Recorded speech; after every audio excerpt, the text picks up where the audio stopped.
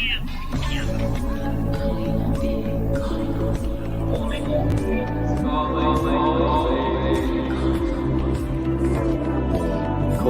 all beings. Calling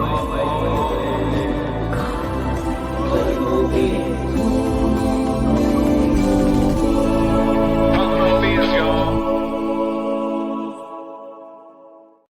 Yeah, we gotta bring the screen back tonight, baby. Woo! Yeah.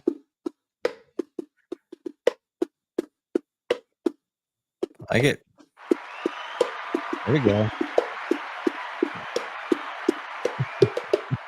Welcome back to Calling All Beings. I'm your host, DJ, along with my brother from one other, the executive producer, the technical director, and the brains behind the joint. Put them together for money, Nathan. Hey, what's up, everybody? Good to be with y'all. Happy Tuesday.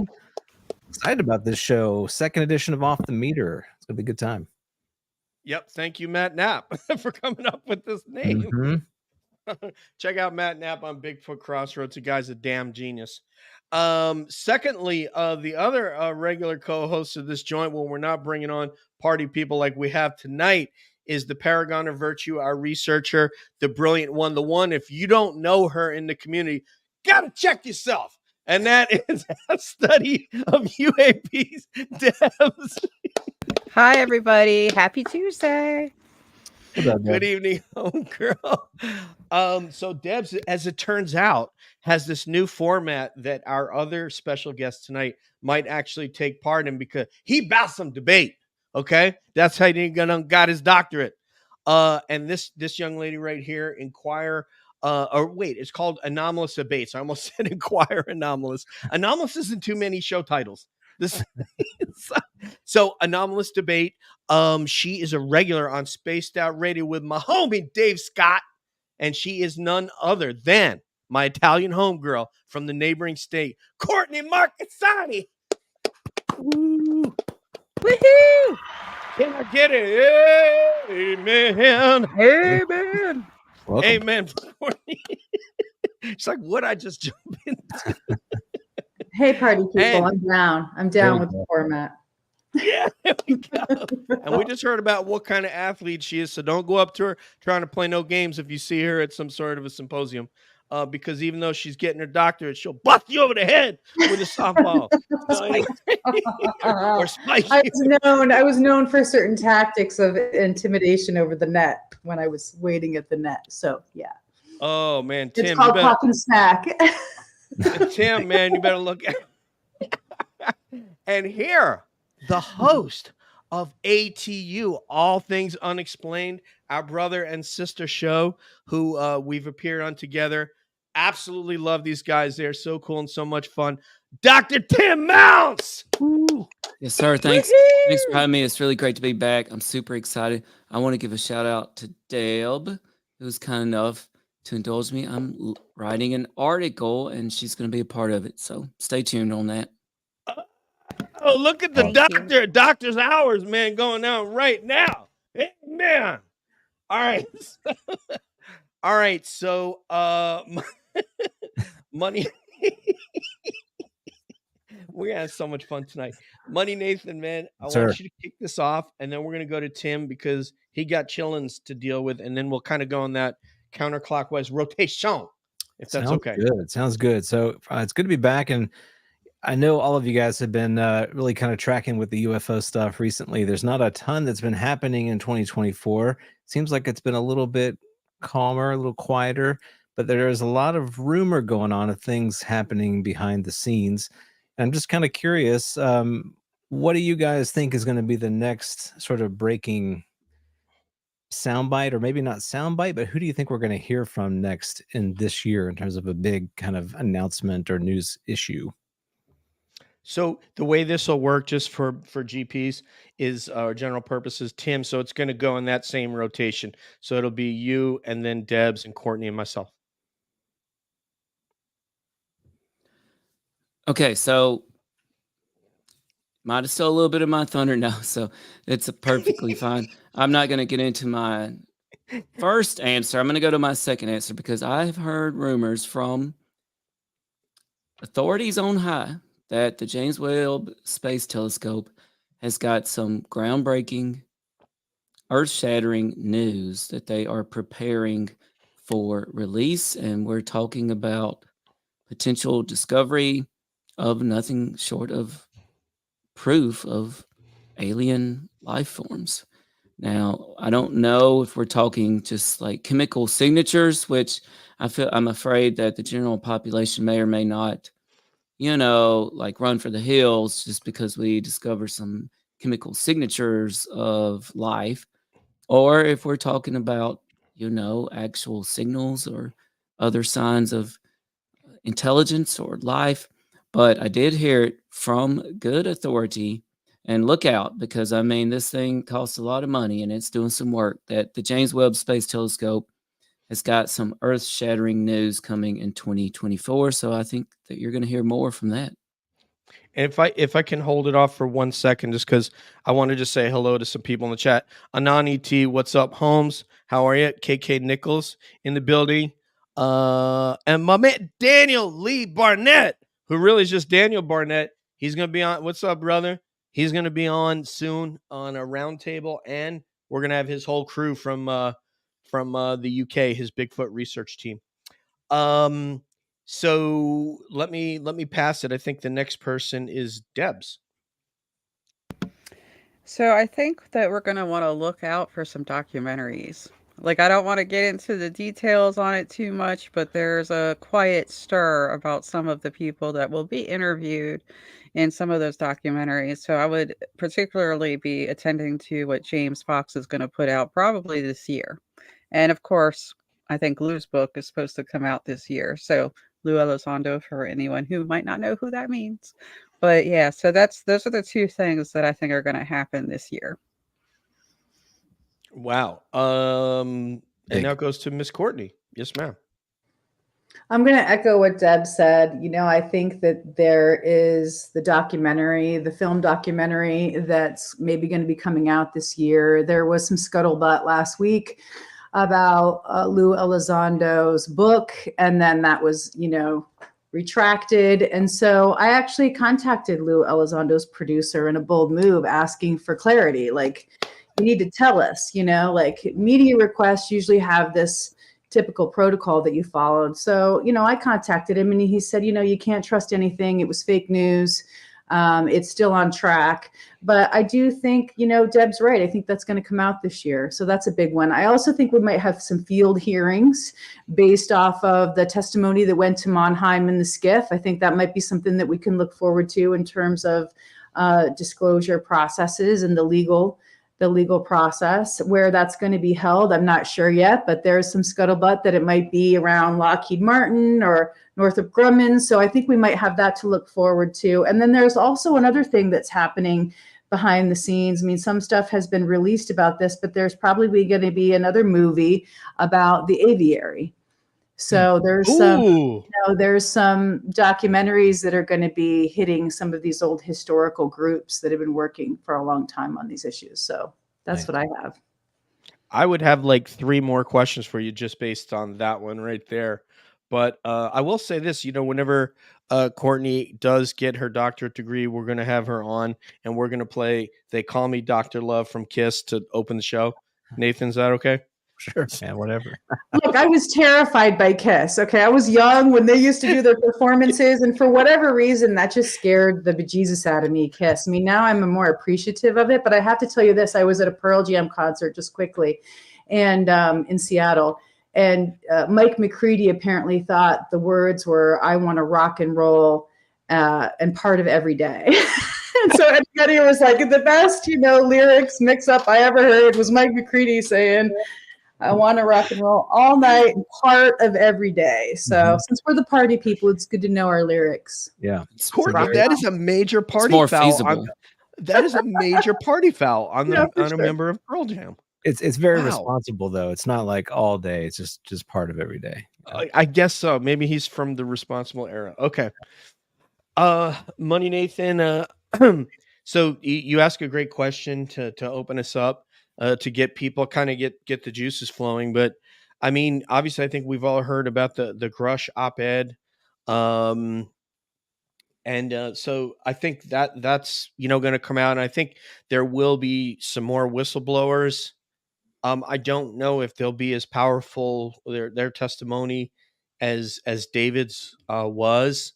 I think Courtney's doing some research on that, so before very long, you may get something from her on Spaced Out Radio about that. But yeah, it's funny. It is kind of quiet right now. But if Lou's book is released, if he comes back in the media, combined with a Grush, um, op-ed to oppose maybe that Arrow report, then that could generate more people to want to come forward. We had hoped last year that it would happen sort of quickly, that they would come to sort of reinforce his testimony. We were praying that was going to happen, because I don't want the guy to be there kind of facing the music all by his lonesome. But it seems like that's kind of what's happened, but perhaps not for too long. So great question, sir. Yeah, and I would just quickly add a couple things too. So one, I would say, in a bit of cold water that might be coming up would be this Sean Kirkpatrick, the Arrow report. So that we're hearing that may be coming out as early as next week, and I think the expectations are that it's going to be pouring a lot of cold water on the topic, and kind of sort of stifling the momentum. It's weird, we have this strange juxtaposition of where things we're hearing from Arrow and Kirkpatrick specifically, who's been very vocal, even more vocal, I would say, after he's left the position, that are really saying there's nothing to see here, that this is all kind of a concocted game of telephone from a group of insiders over many decades who have just sort of hoodwinked lawmakers into thinking that there's something here, when really all of us are hearing on the opposite side. Those of us who are interested in the UFO side, we're hearing some really bold claims from people like Jim Semivan, who are saying he knows folks within agencies who know this is absolutely real. That the government just doesn't want to talk about it, doesn't know how to talk about it. We've heard that many, many times, that there are people in high places that recognize that there is something here, but that maybe they just don't quite know how to deal with it. So these two kind of claims are a little bit confusing and at odds with one another. And I think what I'm hoping for is more sort of evidentiary releases, more whistleblower testimony that really kind of puts to bed some of these disagreements. And that way we can move forward in a productive way. Because right now it's a lot of sort of like he said, she said, with these two factions. So I'm hoping that we can resolve that and move ahead. Now, I think the Grush op-ed, what you mentioned, DJ, is sort of that hot water, so we might have this cold water situation, then a hot water release. But we heard today from Christopher Sharp in the Liberation Times, who said that apparently the op-ed was submitted to Dobster 2 months ago, but they're basically sitting on it and preventing him from saying certain things that he wants to say. So that'll be interesting. How long does that take? When does it get released? How close is it in conjunction with this Arrow report? How do they sort of play off one another? I'm looking forward to seeing really kind of how all that plays out. Yeah, Nathan, what's interesting is the worst outcome that we thought when they sort of renamed and rebranded that office as Arrow. And we thought this was a possible outcome. And this is actually, I think, as bad as we thought it possibly could be, that it would be some sort of a cover agency for the story, to keep the information close hold, to try to get rid of and chaff away these experiencers, these military experiencers, and people from industry that apparently had contacted them, not the least of which is David Grush. So yeah, unfortunately, it's the worst possible outcome. And if you heard the tape, it was played on Martin Willis's Crossfire episode. I highly recommend everybody go and listen to Martin Willis's podcast, UFO Crossfire. There are some high-level guys in there with some great information, older school guys that are not, your current guys that are kind of bopping around Twitter, kind of just, doing this, but guys that have been around quite a while. not and Dave Scott was one of them. And they played Jeremy Corbell, and I'm not going to use the 4-letter expletive as a preface to what he said, but he just said that he's a effing liar, essentially. And it reminds me of what I thought when they had those Senate hearings. I want to say it was 22, and it was Scott Bray and Ron Moultrie. And when that congressman asked him the question about Malmstrom Air Force Base and that incident with Bob Salas, had he heard of it? And he said that they hadn't heard of it. I just said, you're a liar. You're just an absolute liar. It was an incident at a nuclear facility. There's no question that you hadn't that you hadn't heard of it, and that it's not, quite well known that has happened on more than one occasion. So if seeing as I had to, if anybody else has some unsaved rounds and you want to go around again with that one, do you have anything to add, Tim, Deb, and Courtney, on that before we go to the next one? Yes. So I wanted to point out, and I really wish I could remember which podcast it was mentioned on, but someone mentioned how interesting it was that anyone else working for the government has to go through that DOPSR process to be able to put something out. But Kirkpatrick's came out in like a minute. And they basically said they think he was sitting on it, had already gone through the DOPSR process, and then waited to release it. So I think that's a little bit conspiratorial, but it's something to just add as a comment to think about. Like, he's a government employee. He went through the same process. Why did his article drop when it did? So just wanted to throw that out there. Courtney, you wanted to say something as well? Yeah, I just had an aside on the report. Everybody's asking, do you think this report's gonna be worth anything? And I am curious. I'm curious about some of the historical reporting in this report and what some of the results or conclusions might be, if there's anything new.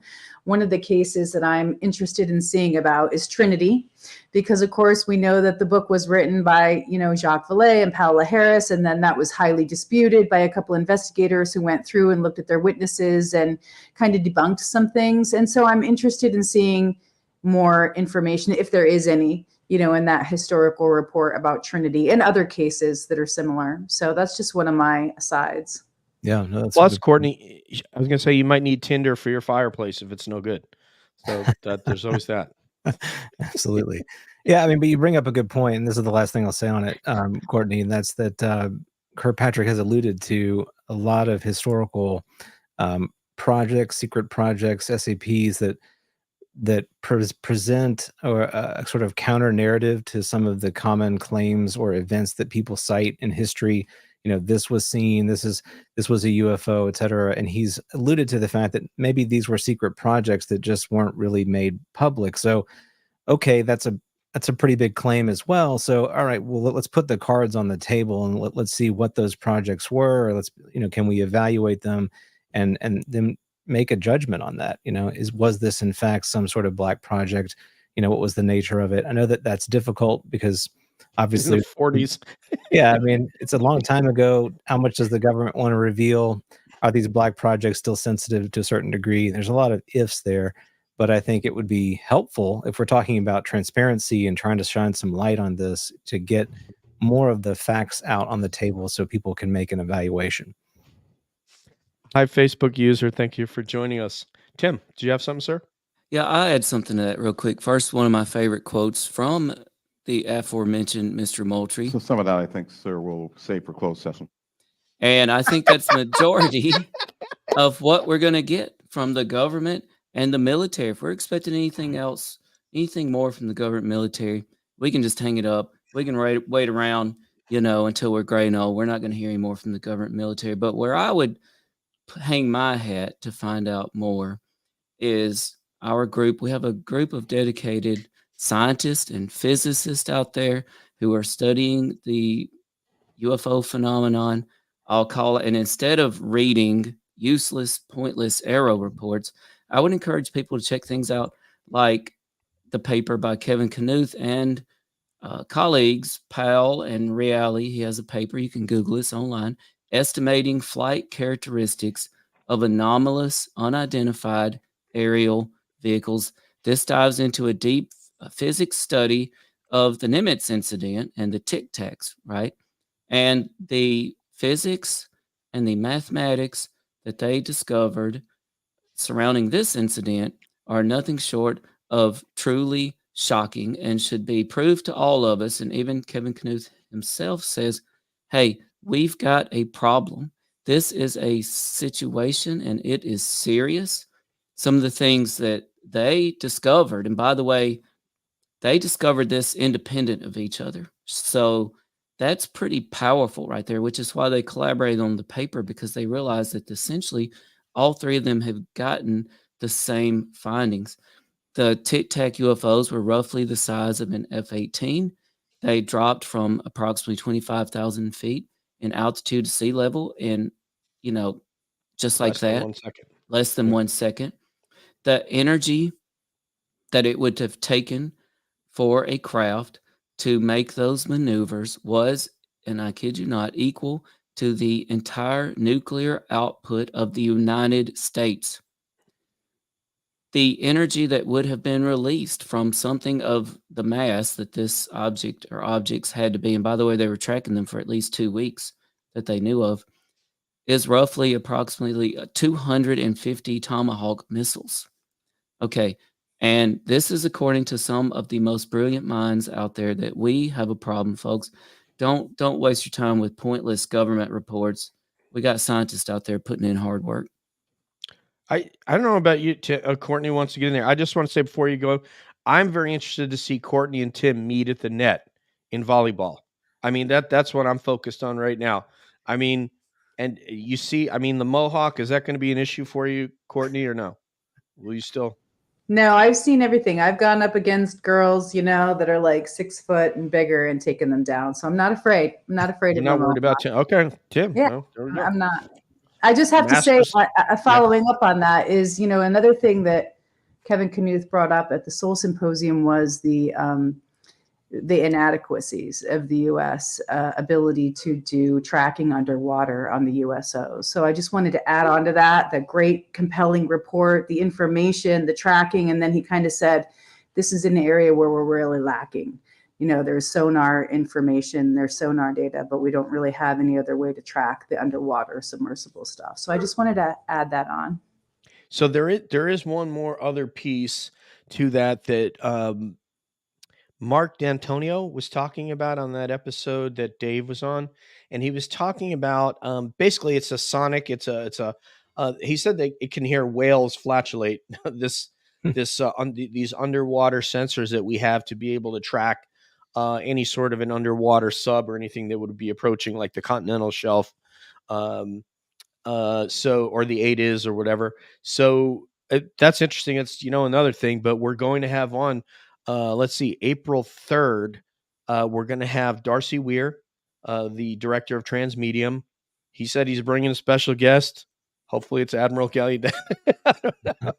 but yeah, we're going to get into it. So yeah, and if you end up wanting to join us for that, Courtney, and get into that, let me know, and we'll have you on as well. So you ready to go to the second topic, everybody? Let's do it. Yeah. Tim, what you got? Make it short and sweet. Don't give no 10-minute question here. No. So I just want to bring up a quote, and I'm going to stick with Nathan here, kind of current events here. Nietzsche said, whoever fights monsters should see to it that in the process he does not become a monster. And if you gaze long enough into an abyss, the abyss will gaze back into you. And we all have our own anomalous pursuits. So I think we're all going to have strong opinions on this. This is breaking news as of today. And I'm going to see if I can share my screen here. See what will happen. Will it break? Nope. I think that... Oh, can somebody pull that up for me, what I just shared? Yeah, let me check out here. Hold on. This was on Twitter today. Breaking news. There we go. This morning from D.W. Pasulka, Diana Pasulka. A producer from the Game of Thrones has optioned her books, American Cosmic and Encounters, to develop a TV series. More to come, and you can't see it here, folks, but the very first comment was from one Dr. Gary Nolan of Stanford scientist, who's a major character in her book, American Cosmic. So my question for everybody is, UFO researchers, academics, podcasters, authors. We are becoming one with the story. The story is becoming us, and we're becoming one with the story. Good, bad, or something else. Okay, and then I think right after me, it actually will be Debs.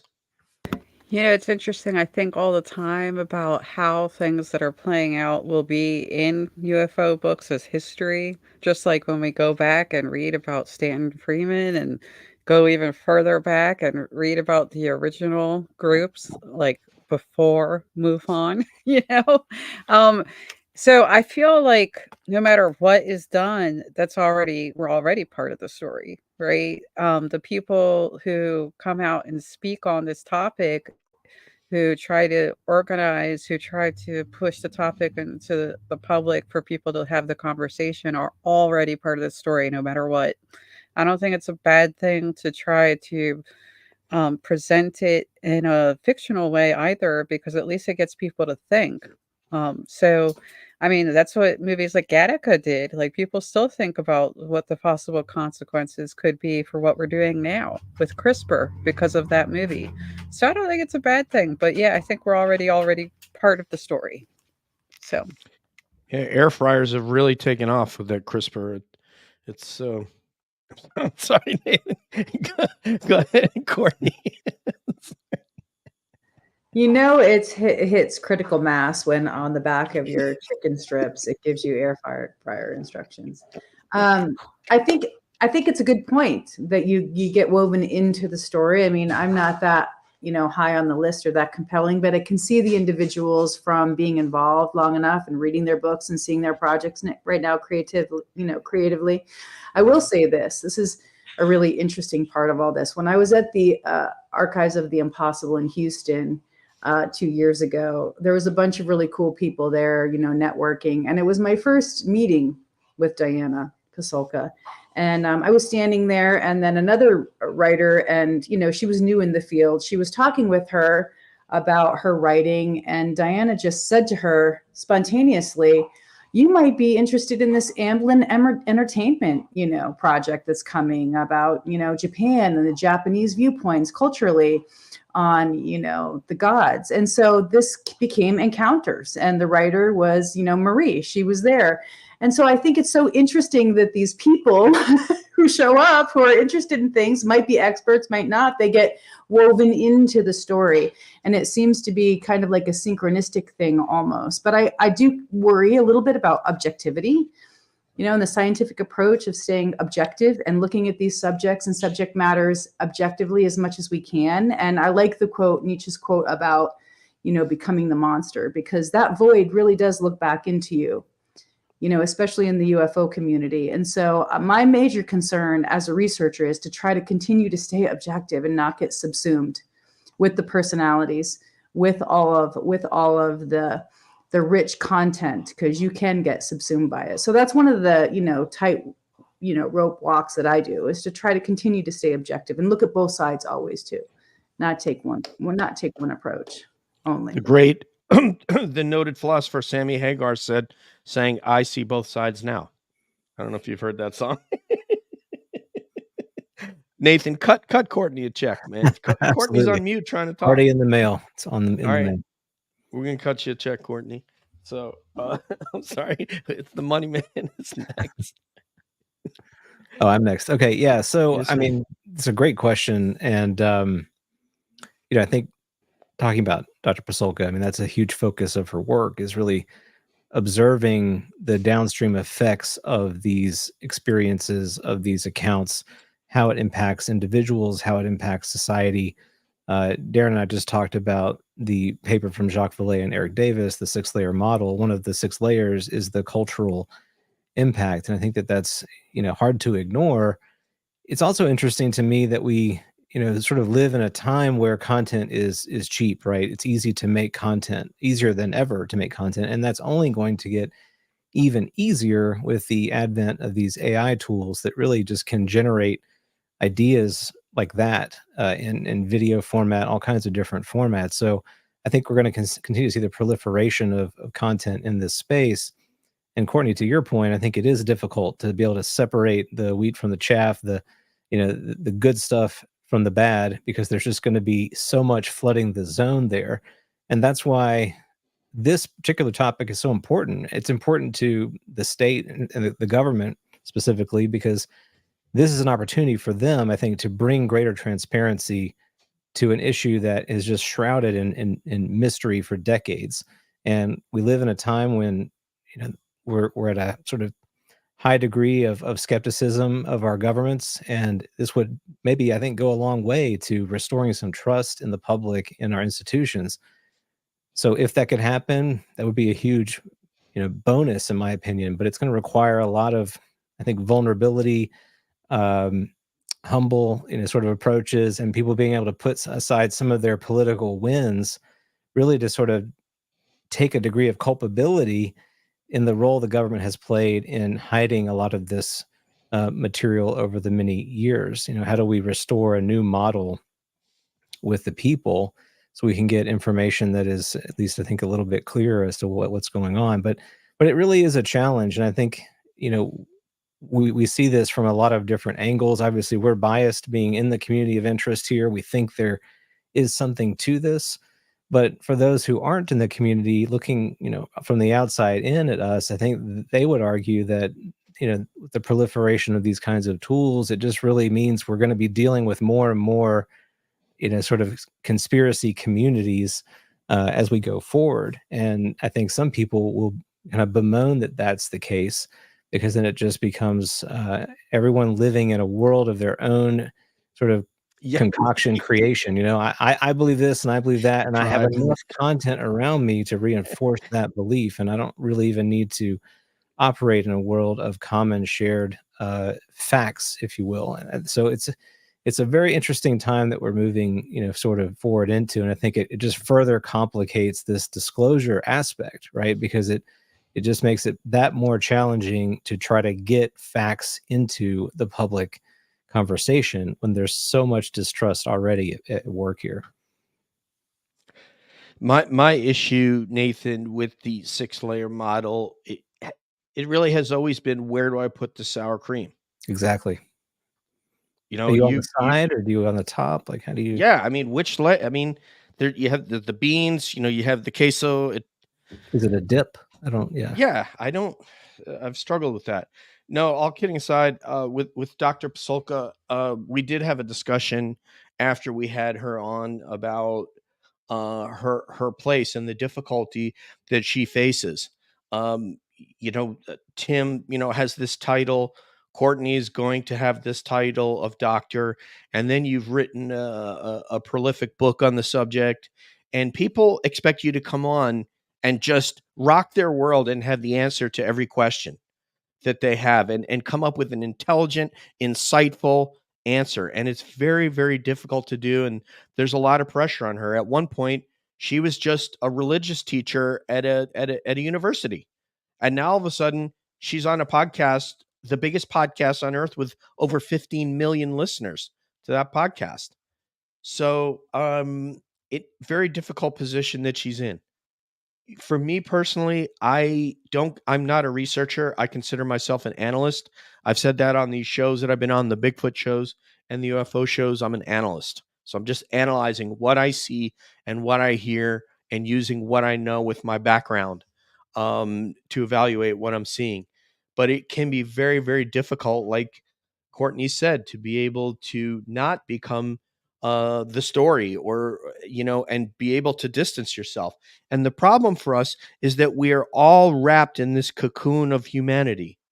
We are limited by that. It's the only lens we can possibly have, and we have these things baked into us: the tribalism, the whataboutism, all these sorts of things, the skepticism, and it's very difficult to try to be neutral. As Courtney said, I know I've struggled with it, when I'm listening to military guys and Air Force guys, and making sure that I can sort of hold them and accountable. And there, Julie has a question, so we can get you in there next, Jules. Thank you. So yeah, great question, and very, very difficult position. Who's next? Well, do I get a follow up on it? Oh, Or a sorry. Yeah. concluding thought? Yeah, sir. Yes, sir. Sorry. Okay, no worry. And Yeah. I'll conclude my thoughts on this, and I've got to run. I really appreciate all of you having me back on. So I just had 2 warnings with this. Mhm. I want to congratulate people on finding success. I think it's amazing, but I have 2 warnings with this phenomenon. One, it's not a new phenomenon. In the 30s and 40s, and a man by the name of George Adamski,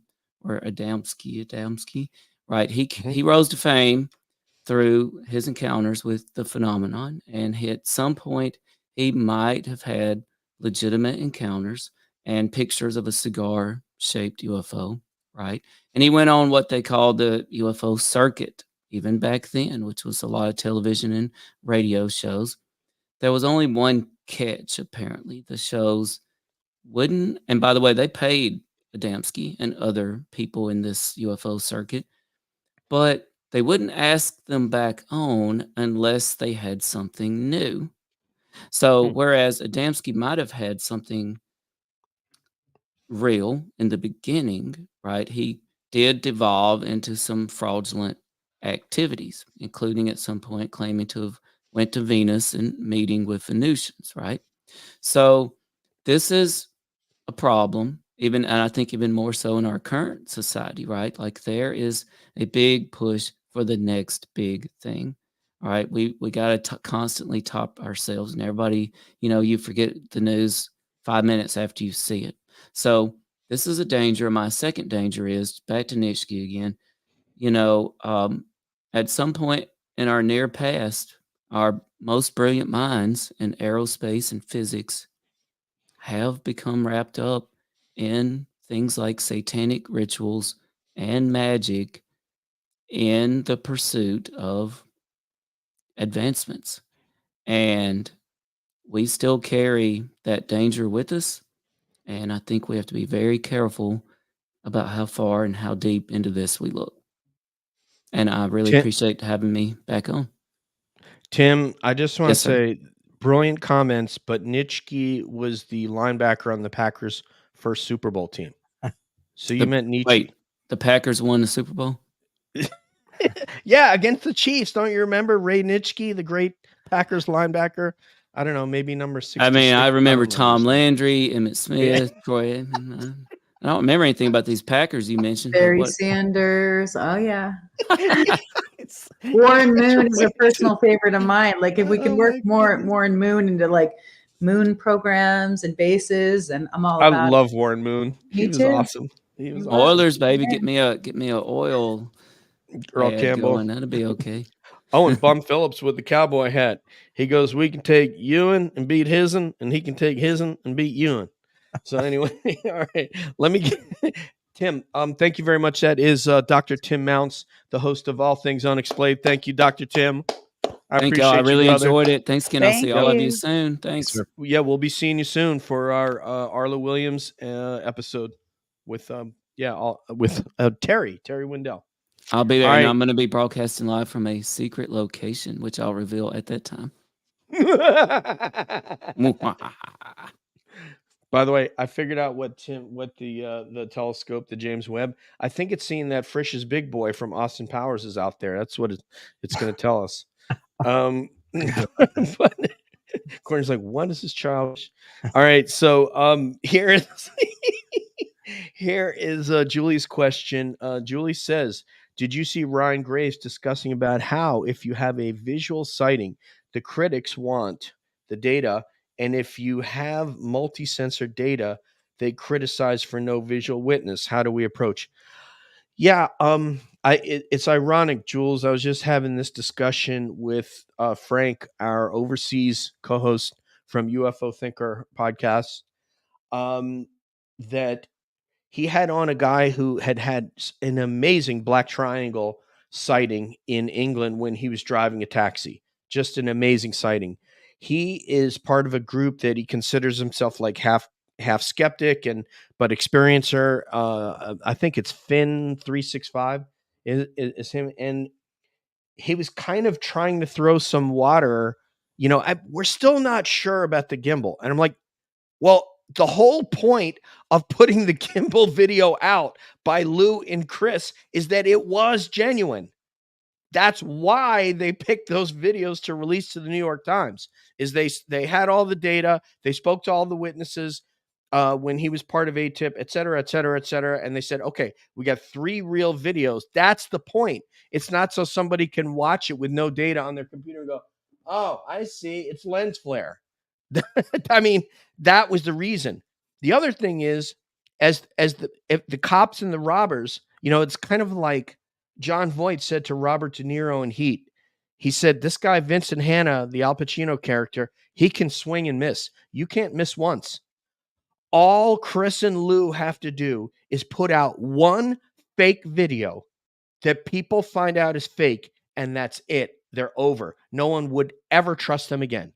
They just needed to put out one that we could prove was manipulated, was fake, was fiddled with, and that would be the end of them. They couldn't possibly do that, or their credibility, no one would ever trust them. And everything the skeptics said about them would be 100% true. So that's the reason why those videos are impeachable, because you don't have the data to look at to say that to impeach them. That's the problem with that. So anyway, that's my take on it. Jules, if the rest of the panel wants to weigh in. No, let's go to Deb on that. I think again, the issue is, even when there are many, many witnesses, like there were in the Phoenix Lights case, even when we have witnesses, many of them, radar, credible witnesses, by the way, and we have eyes on it, people still don't believe. They still think it's misidentified. They still argue about it. Like, it doesn't matter how much evidence you have when it comes to this topic, because people have serious blinders on and they don't want to believe it. So. Right. Absolutely. I'm sorry. Go ahead. I think it's Courtney. Yes, ma'am. Yeah, so I just wanted to do a follow-up about Graves and make a comment about, inside the CIA.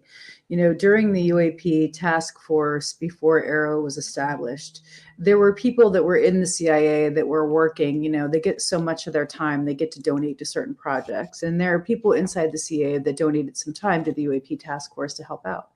And, I talked with one of those individuals, and he said, look, once you start looking and talking to people, even in the CIA, like their major person who was the representative for the CIA with the UAP task force said, yeah, this is just a bunch of pilots that you can't convince otherwise that, it's something else. They're just convinced that it's, these UAPs or UFOs. And so I think that's interesting. It doesn't go into sensor data, but it certainly goes into the perception of public perception and these interagency conflicts about the complete negation of even like the UAP task force as a serious investigative group working together interagency. And so I thought that was interesting that, the main representative for the CIA was like, yeah, they're just a bunch of pilots that you can't convince otherwise. So I think that goes into other types of perception management about, groups like the UAP task force. They just don't want to acknowledge it at all as serious. I just want to address your comment, and I'll just tell you what the cabbies have heard me say before. I come from the Air Force Special Operations Aviation community, and for 13 years, and I will tell you that all data aside, sensor data, geospatial data, radar data from sources that are external to the aircraft that's being flown that says they saw it, like if there was an E2 or an AWACS or whatever, all data aside, the best people in the world at identifying objects in the air that don't make sense, that are anomalous, are these fighter pilots. That is exactly what they train for. We don't train for that. A lot of other types of aviators don't train for that, although we kind of know what we're looking at. Those people are the best. And that's without the data. You add the data in and it's okay. So go ahead, sir. Yeah. So I think, first of all, I think he's presenting a very real problem, because we've yet to have that full package, right? So part of his complaint there is that we've got one or the other. We don't have both, at least in the public sphere. We've heard that we have both in sort of behind the scenes. And the Nimitz incident is a great example of that. You had eyes on, and you had sensor data, and they have all of those pieces. But we've really only heard about the eyes on testimony and what Kevin Day has reported from his analysis of the radar activity. But we've not seen that. We've not seen that sensor information. We're just taking it on witness testimony that it exists. So what we really would need is all of these pieces to be able to be put forward so that people can examine them in that sort of wholesome way. But it is very challenging. It speaks to the enigmatic nature of this phenomena generally. And I think it also is a little bit of a commentary on kind of where we are with our current sort of perspective on our own view of reality. Like we're basically in a point in our history where we're saying officially that what you and I experience in the world is less valid than what sensors are providing, giving us data on about the world around us. In other words, we can't trust ourselves as sensor platforms anymore. And so it's a strange place to be. It kind of almost like dehumanizes us in a way and takes our human experience out of the equation. And I think that's a particular challenge with the phenomena because it does seem to be very intricately related with the consciousness aspect. The experience is part of it. The human experience is part of it, not just what it's doing to sensors, but what is the person, feeling, thinking, experiencing in the moment of that, as well as after that event takes place. So it's in some ways kind of challenging the current paradigm that we're in now, where we placed sensor data up here, and it's sort of asking us, is that valid to put sensor information about reality ahead of human experience, and putting human experience kind of down to the side or disregarding it altogether as just we're easy to be duped, we're untrustworthy, etc., which in many cases is true. I mean, we're very susceptible to like visual illusions and things of that nature. So I totally think that that's a valid concern. But this phenomena is I think really challenging us just generally in how we understand what reality is, and we've yet to come up with a comprehensive way to incorporate it into our operating paradigms about the world. And by the way, Calling All Beings is brought to you by DJ Skincare Formula. So I'm just kidding. I got to get them to stop. I don't think Courtney's seen the DJ Skincare Formula. I haven't, but I'm all about it. But I have a follow-up question for you guys, because one of the things that I think is curious, but it's another data point, right? When you're looking at this whole holistic picture of data and sensor data, I've read that in multiple times, and in the whistleblower testimonies to Congress, they've said that the sensor data was interrupted or jammed on multiple cases. And so I also think that that's feedback about sensor data when it's blocked by the other craft, whatever it is, whether it was the Tic Tac or the gimbal. So I'm just wondering, as a follow-up, have you guys also heard that as well, about the sensor data being jammed? Yeah, I can speak directly to that. So there's two things just looking at Tic Tac alone. So you had passive radars, which would be like the E2 Hawkeye is a lower power passive mapping type of a radar, air traffic radar, and the Spy 1 radar is also a phased array, low power radar that has an incredible amount of sensitivity, made to go over a broad area and be able to define pretty small objects. And then you have the fighter aircraft's attack radar, which is a high RF energy radar. So on two systems, they could see this craft, and then the attack radar, it jammed. So that was a very interesting thing, that object somehow had the intelligence to know this is danger. This type of energy coming at our craft is danger, and we need to block that. There's another one where I don't know, maybe one of you on the panel can help me, but it was one of those sort of MX20 kind of L3 sensors, and they were trying to get a lock on not obviously in that one the Tic Tac, that guy finally kind of got a lock on that, but there was another incident where they were trying to get a lock and they couldn't lock onto it. I think it was the one that Jeremy Corbell, the jellyfish, they were trying to lock onto that object and they were unable to. That is not a radar. There is no radio signal coming out of that device, but yet it was able to prevent it from being able to put those two hash bars. Basically, it's looking for you to take your cursor, bring them in, bring them in, bring them in. It's supposed to see it, and then you squeeze a trigger and it locks, and it's just going to follow it until the ball does like what they call a nadir. If it rotates in a area where it's being blocked by a part of the aircraft or whatever. In this case, it was on a aerostat. But in any case, that's what a nadir is when all of a sudden it's not able to follow anymore. But they never even got to that because they never were able to lock on it. The other interesting part of that is it was not visible on NVGs from, according to the Marine Corps intel guy. The guys ran out of the jock. They put their nogs up. They could not see it, but they were seeing it on the MX-20 camera. But very weird. What do we do with that? Right. Right. I mean, that's the issue, right? We can't seem to It's still reproduce data something. though. Like I think it's It is. novel information. It's novel data. When you look at this, Totally. especially when it's coming from an attack, and then it's jammed, you can tell that there's some intelligence. I think that's important data not to forget or Yeah, so that's a really good point. I mean, it's a data point like every other data point, and the fact that it's elusive and enigmatic, difficult to get, on record. But it's you can understand why that frustrates our mainstream sort of scientific approach, right? If we can't repeat this information, if we can't record it, then it just doesn't exist. That's what's so, to me, is frustrating about the kind of hardcore scientism, materialism, is that if we can't get it in the form of bits and bytes in computer information, then it's not real, right? That's kind of the place that we live now. And I think that this particular phenomena just seems to defy that way of doing things, of understanding things.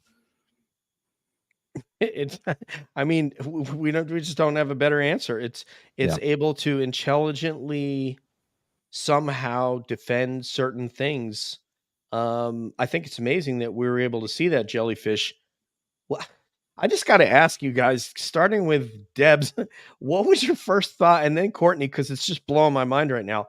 Debs, what was your first thought when you saw that jellyfish shape? Okay, well, you know me. I had to go look up and see if other people had seen something similar. And sure enough, there's this phenomenon called the Medusa. They call it the Medusa because, like, the Medusa jellyfish, and other Mhm. people had seen similar things. So I don't know what that was, but of course, that's what I did to handle it. I was like, I'm gonna go look into this. Courtney, what did you think when you saw that? I thought it had a lot of shock value, and my first instinct was, this is not real. It when I saw it, I just thought, intuitively, like, this can't be real. And so I did the same thing as, Deb, in a different way. I didn't find the Medusa, but I started looking up, like, what could cause these effects? And then you saw people on Twitter going through and looking at the infrared. And so I started looking at the infrared, what they were saying about the temperature changes, and trying to look into some of that data and understanding. And I'm still out on it. I haven't decided. So I'm still undecided. Money. Yeah, so it's super weird, right? It definitely had that effect, Courtney, on me, where you're like, this just kind of breaks the way you understand what should be appearing on that kind of footage. It reminded me as well of the redacted reports that we've seen, those flight reports. What are they called, DJ? I forget. There's a certain name for all these, like, flight DIRDs or something. Yeah, not the DIRDs. There's some name for the flight. Range Fowlers. Right, range Fowlers. Thank you, Deb. That was it. Range Fowlers. Okay. So these range Fowler reports that we've gotten through, like, FOIA releases and stuff, they have a lot of these redactions, and it's like the objects looked like a blank, in some instances like blank, in other cases like, and you're just like, what kind of other shapes are we seeing, and why are those certain things redacted? Why are shapes redacted? And there are certain reasons why, certainly, but it just makes you wonder what all kinds of things are seen in the, with the naked eye, but also, as you said, DJ, with instrumentation sometimes, and some instruments and not others. Yeah, they're different spectrum that MX-20. I mean, obviously, if I took a $6,000 pair of Mark IV NVGs that I would wear on my helmet and then go outside the jock and flip those down, like this is kind of like things SEALs would when they're doing like a blacked out raid. They actually have they have ones and they have a little bit better field of view than what we have, but their resolution's the same. And you put that down and you don't see anything, and then you run back inside and you can see that thing on an MX-20. Well, it makes sense because that MX-20 is several $100,000 camera. So, and they're huge. I mean, they're the size of they're bigger than a basketball. So they're quite the device. I was telling them before I left my last job, I got to go in the simulator and play around with the newer one than that, the MX-25, and I was just like, oh my god, it was just mind blowing. I barely could figure out how to operate it. Thank God there was someone there to guide me through it. So anyway, so I want to get to Courtney's topic. So, ma'am, please, you have the stage.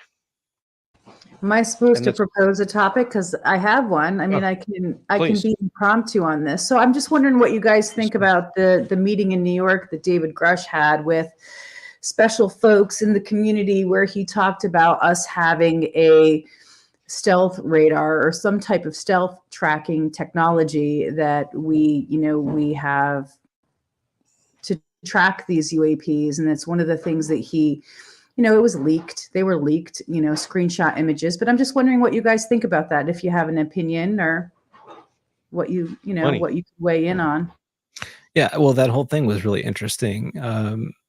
The sort of private meeting with wealthy people in New York, and I think it was a real mixture of folks, different interested folks. But yeah, I mean, it wouldn't surprise me at all if we have ability to track these things in certain ways that we've, really learned more about how to find them. I mean, Lou has alluded to that as well, that we know sort of certain, frequencies or signals that they can put off that help us, identify them in certain places. So, and Chris Mellon has sort of mentioned this too in a lot of his opinion pieces, where he's talking about the fact that like the National Reconnaissance Office has all this amazing data, and why aren't they weighing in? Why haven't they talked about, the things that they are collecting, or just, hoovering up all this data around the globe all the time? And surely in that collection, we've been able to, identify some of these craft. So yeah, it's very, very interesting to me. And I wish, David Grush would do more things, but at the same time, he strikes me as a person that, he's going to do things that have an impact. And so I'm hoping that the next time we actually hear from him, it's a really impactful, he's doing it for a reason. It's the right time to say more. This is a really interesting topic. I don't know of the technology, but if I were to take a really wild guess, because the whole idea, or one of the ideas behind the way that we do stealth, which is different than the way that the Russians do it, is that those shapes, that the radio signal, radar is basically, it's a frequency of radio signal, is supposed to go out, bounce, come back. And based on how long it takes to do that, that's how you can judge your speed relative to that. And so that's kind of how it builds a picture for you, is by the radio beams hitting like an aircraft and coming back. It's a receiver transmitter. So you transmit, receive, and then it builds a picture. And there's all kinds of signal processing that goes on.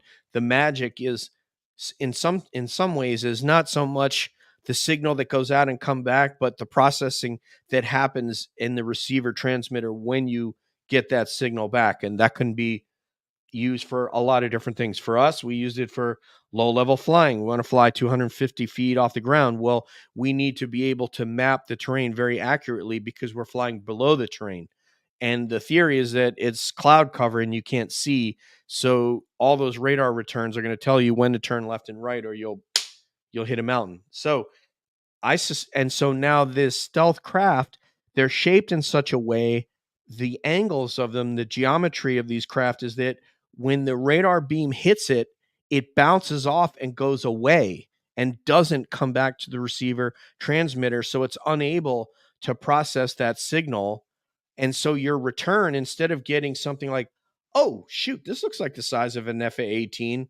Well, shoot, I might have something that looks like a beach ball or something of that size, or it could look like a big bird or something. So that's one of the ways that it works. The other thing is that the skin, the material of the skin, absorbs a portion of that radio signal and also doesn't offer the return that you would want to get as someone who's targeting and trying to shoot down that aircraft.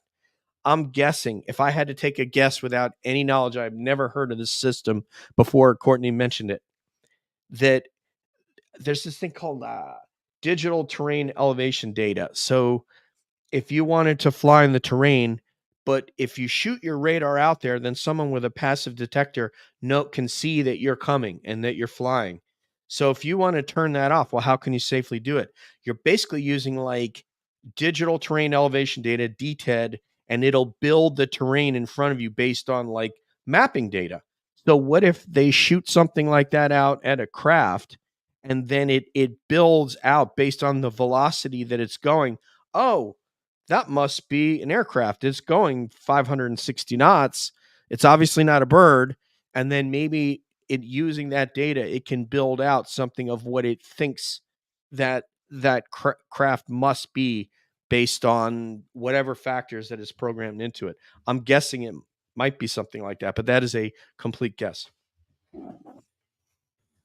It's a great guess. Thank you for sharing that. Can I just chime in also that we've had other people from the government tell us that we're surveying these objects, including John Ramirez. He's told us that they had a whole working group trying to identify what they were seeing with satellites. So I just wanted to throw that out there as a reminder. And that's my 2 cents on that. That's that is some of the most deeply classified stuff, is that geospatial data. And I believe that every one of those videos that has been put out by Elizondo, they have the geospatial data to back up what it was. He alluded to that in several interviews, that they have data that you haven't seen. And John has said, hey, they can see a softball from space. They can. So they said what Google Maps has, it's way better than that, a higher resolution than that. So I don't have any independent knowledge other than what I've heard, the same thing you guys have heard. So anyway, so I had 2 topics. So I'd like you guys to choose what my topic would be. One of them was something that was mentioned on that show with, help me out with his name, Matty from Boston, Martin Willis. Yes. Yeah. So on that show, they were talking about that there was a scientist that wanted to study the removing of embryos and so forth from women. And the woman was pregnant and she's abducted and she's not pregnant anymore, things like that. And Bud Hopkins and another famous scientist who I don't recall his name, and you guys may, Deb may, did not want to talk to him. Jacobs. I think Jacobs. Yes. Thank you. It was Jacobs. Thank you. And they said that they did not want to entertain that discussion whatsoever. The second topic was going to be something that you guys talked about on Liminal Frames, is the extraterrestrial and or the interdimensional hypothesis. So which would you guys rather me give for my topic? Let's do interdimensional, because I have complaints about this. Okay. I went on a deep dive on what quantum physics is trying to say when they're saying there are multiple dimensions. And I understand that I am not a quantum theorist or physicist. I get that. But if you go to the crux of it, it's basically that all things are possible because at the quantum level, everything's pretty random. So it's like the Schrodinger's cat thing. You don't know what's going on with the cat inside the box. That is not. It's kind of woo to me, honestly. Quantum physics and their explanation for why there's multiple dimensions. It to me, like I know they have math that they say supports this, but there's nothing solid for me on the dimensional theory. To me, Occam's razor is that there's generational ships or something on the planet that was already here. The dimension thing is just way too far out there for me. Sorry. So we're not having a democratic vote on this. Our resident autocrat Deb has decided it will be dimensional. Yeah. First of all, Bob Marley is in the chat, so we always say Irie man, Irie Bob Marley. What's up, Bob? So what's up, Bob? Wait, can you do a Jamaican accent, Courtney? I feel like you can. No. I don't know. It's like, no. Okay. I just go into singing like Toots and the Maytals, Funky Kingston, and nobody wants to hear that. I love that. I think I have them on my phone. I love it. Yeah. Court. It's what I got, yeah. I thought she was going to say after my doctoral thesis. But anyway. All right. So, Nathan, let's see. So we went to Deb. So Courtney goes first on Yeah, let's go this. with Courtney. I didn't even get to well, okay. Do I state my position first? Okay. Well, yeah, go ahead. So- That's fine. Okay, so I guess what I'm saying is that let's say there's an extraterrestrial from another planet that has visited Earth, just for the sake of discussion. Couldn't they have used the interdimensional mode of travel to arrive here?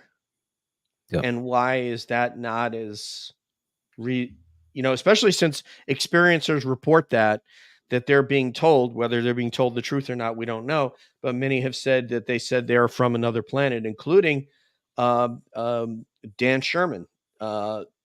His discussion with that ET that he was communicating with on behalf of the government. So who goes after? So on that basis, I think it's as possible as one to the other, just because the mode of travel might not be, hey, Scotty, take it to warp 8 and let's see when we get to Earth. It just could be that they're using the interdimensional travel, just like the ones that perhaps were always from here. So anyway, who's after me? Debs. So I have to say, wait, Or did after you, do you want me to say this again? Oh, you already said it. Okay, fine. Courtney Marcassani. Okay, Paisan. so I can say that, I am like you, Deb. I'm no expert, but I was able to see Brian Greene in Seattle when I lived there. When he came out with string theory, I went to a town hall. I listened to him, with all the Seattle, top intelligentsia, they were all there, and we've been stuck. There's a lot of complaints about the fact that we're kind of stuck. We haven't done anything beyond string theory, and string theory doesn't necessarily explain the different dimensions. But I know there's a whole other science about the dimensions and how they fold in on one another, and string theory is connected to it. But one of the things I will say is that I haven't been exploring just through experience or reports is about consciousness, and how consciousness might be the key, right, to unlocking some of this dimensional stuff. Because one of the things that the experiencers describe, and it's anecdotal, it's just case studies, but one of the things that they describe is this different time or temporal changes that they experience during encounters. And so I do think it's like a working hypothesis that people put out there, but I certainly don't understand how interdimensionality works with regard to consciousness, but I'm really fascinated by it. And I want to learn more about how the interdimensions work, because I have been told by a whistleblower, I will say this, is that there's a difference between the NHI that are here, that are supposedly working with our own government already and has been documented through their testimony to Congress, and these other ones that they call interdimensionals. So it's just a subject matter that I'm curious about and also wanting to learn about it, but I certainly don't know how it works. And so I think that that's a conundrum for everybody. And it would be great to have some of these physicists describe it, how the interdimensionality would work with consciousness is something I'm also pursuing, but I don't understand it. You got to admit what you don't know, right? Yeah, 100%. And I think that's a great point, because Interdimensional right now in the conversation seems to me to be really used as more of a catch-all. It's not necessarily something that has a concrete understanding. I think that what I look to when I see people using that, what I'm getting from it is we're trying to mature the conversation beyond just the classic extraterrestrial hypothesis, because what we are hearing about from witnesses, people that are in these programs, etc., seem to complicate the picture and make it not as straightforward as it just being beings from another planet in the galaxy like our planet, that it's a more complicated situation than that. So that is, I think, I mean, I'm a positive person. I'm looking at this positively, that like this is taking us, trying to move that conversation into a good direction away from the classic way of looking at this as just extraterrestrials. And of course, Darren and I talked about too, like at some point these definitions kind of start collapsing on one another, because you know, to DJ's point, if they're coming from some other place, traveling through space time to get here, does that then make them interdimensional visitors? Are they, if it's time travel, is that interdimensional? You know, there are all kinds of elements here that really confuse the issue, and you know, I think make it quite complicated. But hopefully we're moving kind of closer to a better working theory than what we've had. And I think just the fact that lawmakers are willing to talk about this and put forward an interdimensional hypothesis as a potential idea is a positive sign. And Nathan, Dan Sherman, when he spoke with Bones, I think the second of the two ETs that he was charged with communicating with on a daily basis, he said that, I think, and you guys that have watched it may have to correct me, he said we bend time. When he asked him about how they travel, he said we bend time, whatever that means. So and again, that's part of it. The best part of that story I love is when he's like out in the shack, connecting to the thing. And I think the most novel part of his story, when I read it so long ago, this is just my memory, but this is a part that I didn't get off the line. Do you remember that? There was one time where there was like, he was supposed to cut connection and he didn't get off the line. And the interlocutor, or whoever it was that was above, was like, are you still there? And there was this, I mean, that was just one of the fascinating things from that book, that I thought he was still on the line. And then they had this whole separate conversation, like, you shouldn't be here. And can they monitor us? And he said no. His counterpart said no, they can't. Right. Yeah. So that was I'll one send you of the the books interview that I with really him. liked about that book.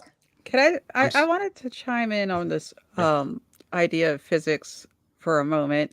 So again, I think the idea of dimensionality is problematic. But when you're talking about the bending of time and space-time and things like that, when you get into like the weeds of what's going on in physics, they have some explanations, including for like how mass changes. So I'm not saying that there's no explainable science to what they're doing. What I'm saying is that a lot of people are misunderstanding what quantum physicists were trying to say about interdimensionality. They're not all on the same page about that either. And they're not really talking about necessarily a parallel world that we can traverse to and from. So it's not exactly what they're talking about. So, but yeah, that's all I wanted to say. That's a great point. I want to correct one thing. Nathan and I have talked about this. When Dan Sherman says he told me, he makes it clear to you, he didn't say this to me. He's conveying things to me that are far richer than conversation and thought. It's a richer experience. I am then trying to take what came to me and translate it into English. So when I say bend time, the being didn't say to him, we bend time. He said something that Dan then was able to interpret and translate with his human brain into that. And again, he's an intel guy. He's not a physicist. So who knows what that conversation may have been like if that Bones was talking to Eric Weinstein or something. Well, you know what I mean? Well, in physics, they say that mass does bend time. Like, so if, for instance, I was watching a video because I like to watch the ones about whether or not we understand reality. And they said, because our feet are closer to the planet, our feet are younger than the top of our head. So basically, like mass impacts time. So things that are further away may age slower, for instance. So it literally, if something is bending time, it's literally related to mass. So yeah, that's a science thing. So I'm You know, glad you I brought that up, and there's a really good book. I don't know, Deb, if you've read this or not, because we've never talked about it before, but it's called Time's Arrow. It's like a classic. And they go into a lot of that in Time's Arrow, where they talk about mass and time. And they don't necessarily go into bending time, but they go into all that physics surrounding Time's Arrow and it just going forward. So I'm not sure if you read that or not, but I wanted to mention that before we click off. And then the other thing I wanted to mention, which relates to what you were saying, DJ, is that one of the things that the whistleblower has reported that I think is fascinating about, it's the same as Dan Sherman's story, but a little different flavor, is that when there is a telepathic connection, whether it's through that computer that Dan Sherman is connecting through, or it's actually with NHI face-to-face, one-on-one, that they connect in a way that the emotions of that person they're activated in a way to help the other individual feel what the NHI is trying to convey. But that becomes very complex in the interface between the NHI. But the other thing that they shared was that they leave with you a memory. So this is also time, right? And memories and NHI, interface, that it's not your memory, it's their memory that they leave with you. So that's just something that I just wanted to share in this conversation about time and memory and interfacing with the NHI that we don't necessarily understand, but it's part of it. We know that it's all part of it, of this interface with NHI and communication. Yeah, that's a great point. this is so. I'm sorry. I'm sorry to interrupt, No, Nathan. you're good. Go. It's just such a fascinating topic. We could just go for hours on it. And we will again. I also want to, if you haven't seen the interview, Courtney, I'll send you the Dan Sherman interview. Have you seen it? No? No, but I brought him up a lot lately because the whistleblower's testimony sounds a lot like Dan Sherman's experiences. And so I kind of associated them through the interface, the NHI interface. Oh, it's he doesn't embellish upon the book, but the interviewer is fantastic. I don't know who the woman is who interviews him, but her questions are brilliant, and she really is able to get you some clarity and to expand a little bit.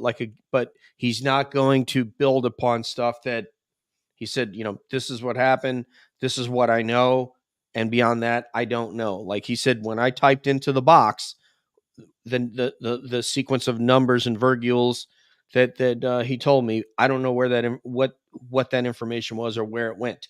But then when he figured out that there were coordinates, that pissed him off, and that was actually the beginning of the end of his participation in the program. But I will send you the interview because he's just a very forthright guy. Parting shots from everybody. do I get to do my topic? Oh, you had a topic? Oh, sorry. I didn't know you didn't have one. I'm sorry, I missed that. Go ahead. That's okay. I'm going to do it real quick. So I was That was so cute. I was watching American Alchemy today, or I should say listening. That was what I was listening to, and it was Our so future guest. fascinating. Yeah. They were talking about anti-gravity research that was done, and Towson Brown, and basically the government's potential cover-up of that work. So I'm going to just pose this question, and we can do a quick hitter response on this, maybe. But don't you think that if some of this stuff was the government trying to keep, black projects black, that they would also equally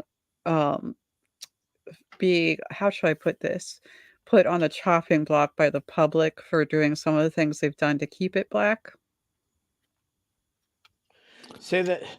Just raise the question one more time to make sure I have it, and then Okay, Courtney will so attack it first. the thing that Jesse Merkels had been touching on was that the anti-gravity work, they were probably trying to keep some of that secret and might have done some things like put Bob Lazar into the public eye to cover up some of the work that they had done.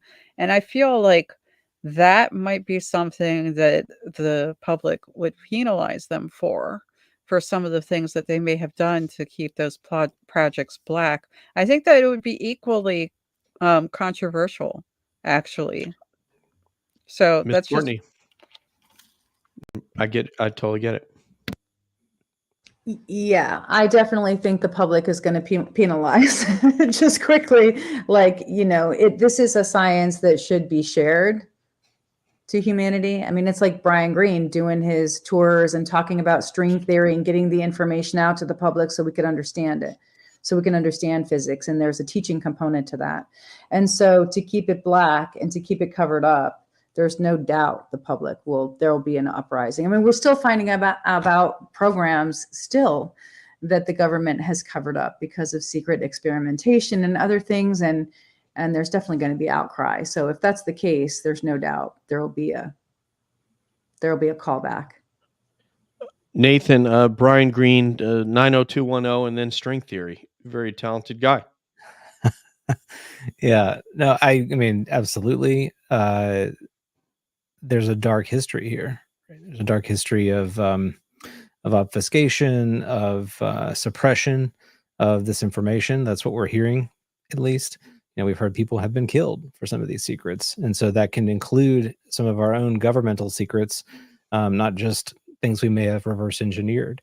It's possible that this technology is not that complicated. I think this is where it gets a little bit more challenging, because if anti-gravitics or electrogravitics or whatever, if the secret to that tech isn't really that complicated, well, let's say it's far simpler to create an electrogravitic craft than it is to create a nuclear weapon or a biological weapon, then you have a situation here where you could potentially be able to create this technology and it could be very dangerous. So, the fact that it maybe was suppressed, is suppressed, could very well be for the benefit of, other people, because we just don't want this proliferated, around the world. I'm just playing the devil's advocate there. I don't know that that's the case, but I'm just saying it's possible as a reason, an early justification they made for keeping it secret, covering it up, and doing what they did.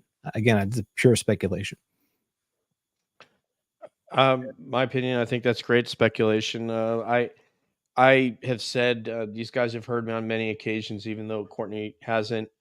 I'm sure they've been working on anti-gravitics and trying to actualize that technology such that we believe that that's how they're powering their craft. We really don't know that for sure, that's the mode of propulsion that they use. We're assuming that, and it's some pretty good guess, but I don't think that it's been actualized beyond a laboratory type setting, because if they had been able to, then we would be probably building craft with it. There's also something that a lot of the scientists talked about, how the Tic Tac went from 50 feet above the water and it zoomed up to 80,000 feet. That wasn't the 0.78 seconds. The 0.78 seconds was from 28,000 feet to sea level. But the amount of energy that it would take is something that is very, very difficult to put aboard a craft. Like, for example, I know of a program that had put a laser on an aircraft, and the biggest problem with this was the amount of generators, like DC type generators and batteries, it took to fire it, and would take up the weight that you might use conventional munitions for. So that was a challenge. So I don't think that we've gotten to the level that that we're flying craft around with anti-gravitics. I think it's probably at the laboratory level. And I think Bob Lazar story, personally, I think you guys all know what I think on this, is that I take his story at face value, not because I just want to believe that, but there's a lot of different factors around that, things he said, things that he knew. George just work on it. George's tentacles in the Vegas area to know a lot of people inside programs, to know what's going on out there and be able to bounce that against what Lazar did, plus obviously the evidence at Los Alamos. And I think his story is just what it was. He got to go work on things, and he came out and decided to talk about it. It's very easy to refute people like him because nobody believes him. Nobody believes the alien interview. Nobody believes this story's been out of Dan Sherman for years. Nobody believes him. They don't really have to do a lot of hard work. They have to do a lot of hard work when it comes to like a David Grush or a Lou Elizondo. That's work. Bob Lazar and Dan Sherman, that's not work. That's like what Susan Goff would call her light work. So she's like, what? I don't even have to talk about this because nobody believes it anyway. Right. This isn't Gravity, Deb, but I just did have a follow-up comment that I thought was maybe a little relevant, but it was going to the comment that maybe this is not all that technical like we think it might be. And at the Soul Symposium, one of the things that Kevin Knuth did, and now those videos are out, so you can go watch this, but he talked about when the craft or the anomalous object hovers over cars, that the one thing that perturbed him was that you hear all these witnesses talking about their batteries going dead. And he thought to himself, this is ludicrous. Why would the battery go dead? So then he used this formula, this mathematical equation to do battery voltage, right? And then how it would potentially run down because of this interaction with the craft. And I went up to him after and I was like, I'm so glad that you explained this. Can you give me the formula? He's like, Courtney, it's really easy math. Like all you have to do is do the voltage on the battery. Cause I wanted to go and look at like my dad's car, which was a Corvair, that's batteries went dead when, the craft hovered over. And so I think there is something to that, the simplicity of some of this. And I'm not sure about Gravity, but I do think that there are probably people working on this. And they're working on Gravity to understand the gravitics of the craft. And, as a simple thing, like an explanation of the battery, you could look at this large S, the larger picture that's happening. And it's probably not as complicated as we think it is. No, I'm going to say that if I can understand how it can be done, then it's not that complicated, and 100% other countries are working on it too. Like it's explained when you watch the American Alchemy video a little bit. But furthermore, if you guys look into the science of plasma, it'll explain it even further, and it's pretty easy actually to do. Can we say hi to Linda Thompson? A legend is in the chat right now. Hi, Linda Thompson. How are you, buddy? It's good to see you in here. Didn't realize Courtney was on. Oh, that's what it takes to get you in the chat is Courtney. I don't blame you. No, what I would say, Courtney, and these guys have heard me say this many, many times, and it's very difficult for people to understand that don't understand flight. So when you talk about theories, I can do this, I can draw it on a board. And I can say the math is this, and this is how that happens, and that's how. Now I have to go and propel something in 4. So I have to be able to power it going up, coming down, going left, and going right. There's not an aircraft on the planet that does that at this point.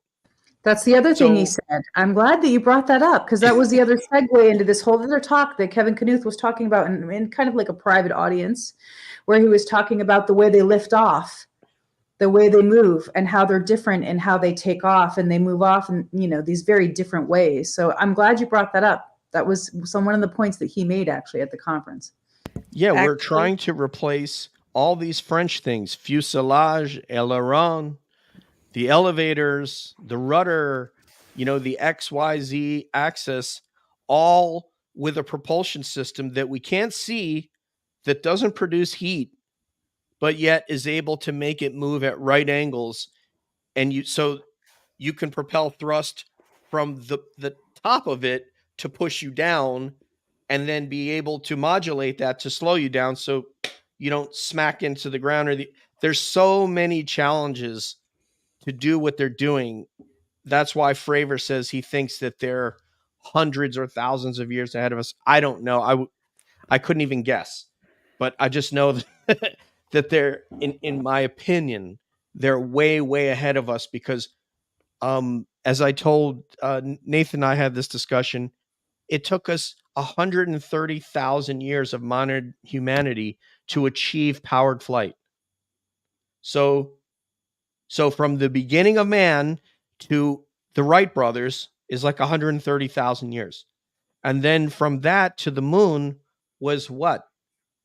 63 years or something like that. 66 years. Yeah. So we were able to do that. But this is a whole nother leap because we require the air in order to not only propel our craft, but to steer it. They don't require that. Yep. They don't need the air to in fact, they can maneuver in the water even. So it's a whole nother level that I just don't think that we've cracked that yet. Well, they did say that we used part of it for some of our craft, like the B-52s, I think were mentioned. So it's worth, if you can watch that and let us know what you think about what they say about that. I'll be interested. I don't think they have necessarily put a whole large craft out with this, but what they were working on were fairly small models anyway. And That's what I'm saying. That's No, exact. I yeah. said in a laboratory environment. Right, It's but different to put it in a tactical engagement with an FA-18. That's a whole different ballgame. right. So, but I'm saying And then have that, it disappear. So there's so that I'm too. saying there's some use for that though, and they Sure. probably did use it. And I think that I think the fact that they might have used it and some people might have mistaken it for something else is a possibility. And I think that that could be harmful, because people don't understand what they're seeing. And I think the point of my question is there should be some culpability for that. I don't think it's okay to scare people if you're throwing something, even a drone. Like there's restrictions on drones so that it's not harmful to other people. But I mean, that's my perspective on it. But Yeah. In my view, what I've said this also many times, if they are flying around some kind of tech, they're not flying it around Des Moines and Four Corners and suburban Virginia, where Linda has seen some crazy things. They have test ranges where you test these things so that if you crash it, you're not crashing into a civilian community and having to explain what this tech is that you've just crashed into somebody's townhouse in Chantilly. So they have test ranges like Area 51 and others. So I'm sure there are many people who have seen the B2. That's the one that you're talking about, that they supposedly are using this ionization to create lift in the wing. I've never heard that from any Air Force guys, so I don't know if that's true. But I could see people seeing the B2 and thinking it's a UFO, and I can see people definitely seeing the F-117, which is not in service anymore, and thinking that's a UFO, 100%. But if you listen, you'll hear the engines, depending upon how far away it is. But it may be far enough away where you wouldn't necessarily hear it. But if they rolled, 40 degrees bank, you'd be like, "Oh my God, there's a flying triangle." That's exactly what it would look like. So I totally get that. Yeah, that's a great point. It's time to cut it for tonight, though. So parting shots by everybody. Let's let Courtney go first. Well, I just want to say thank you for having me. It was nice to be able to share about my takeaways from the Soul Symposium. That was a very special event that I was able to go to, and it's nice to be able to share that, with Calling All Beings. So thanks for, having me so I can give some of those takeaways to your audience. Yeah, great to have you with us. Did you think of that song from Coming to America, the Soul Glow song, during the Just symposium? let your soul glow. Yeah. Yeah. I'm like Rain Man, with the songs and the 80s and 90s. You call it out and I'll be able to put her back on screen again, Nathan. Hold up. Hold on. Where's she? Put her. There you go. Courtney, thank you so much for making our night. It was an honor to have you. We're gonna want to have you come back and co-host with us when you can. You are just so much fun. Thank you so much. I appreciate Thank you it. guys. All right. Parting shot, Debsy Websy. Yeah, I think it was a great night. A lot of things to mull over, everything from reality to Black Ops to interdimensional those. So that's a lot we covered in one night. I appreciate that. And hopefully, one day in, the near future, according to Joe Murgia, Eric Davis says like 10 years, we'll get some answers. Deb, can we do stolen embryos on the next episode though? Yeah, absolutely. And I will try to not go over what we're already doing with that too much. I love it. Somebody said Chinese takeaways over here. Someone's got our sense of humor. Thank you, Mick. We appreciate you, brother. Nathan. Oh man, yeah, it's been a super fun night tonight. A great conversation, and thank you, folks in the chat too. Some really good comments there. If you haven't yet done so, please give us a like and subscribe. We're planning to do more of these, like once a month, off the meters every once in a while, because I think they are a good time, and it gives us a chance just to have a free-flowing conversation without a specific kind of interview setup that we normally do. But it's been a really good show. And Courtney, again, thanks for coming with us for the show tonight. Look forward to having you back. Yeah. Wait, I can't. My wife's sleeping, or I'd yell out "Amen." I've already done that. But yeah, man. Here we go. A quiet amen. Yeah, quiet amen. So yes, thank you so much. Everything Nathan said, it was just so much fun. Julie, thank you once again for doing a fantabulous job in the chat. Mick for being the brother.